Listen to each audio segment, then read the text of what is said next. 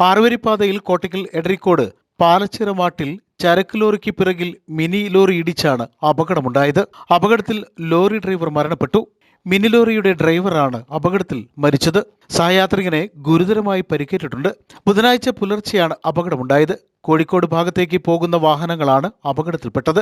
ഏറെ നേരത്തെ ശ്രമത്തിന് ശേഷമാണ് ഇവരെ പുറത്തെടുത്ത് കോട്ടയ്ക്കലിലെ സ്വകാര്യ ആശുപത്രിയിൽ പ്രവേശിപ്പിച്ചത്. അപകടത്തിൽ മരണപ്പെട്ട മിനി ലോറി ഡ്രൈവറെ തിരിച്ചറിഞ്ഞു. താനൂർ സ്വദേശി അഖിലേഷാണ് അപകടത്തിൽ മരണപ്പെട്ടത്. ഷാനിദ് ചേളാരിയാണ് ഗുരുതരമായി പരിക്കേറ്റ് ആശുപത്രിയിൽ ചികിത്സയിലുള്ളത്. 2 പേരാണ് പിക്കപ്പ് വാനിലുണ്ടായിരുന്നത്. ഇടിയുടെ ആഘാതത്തിൽ 2 പേരും പിക്കപ്പിനുള്ളിൽ കുടുങ്ങി ഏറെ നേരം കഴിഞ്ഞാണ് പുറത്തെടുത്തത്. അഗ്നിരക്ഷാ ഉദ്യോഗസ്ഥരും നാട്ടുകാരും പോലീസുമാണ് രക്ഷാപ്രവർത്തനം നടത്തിയത്.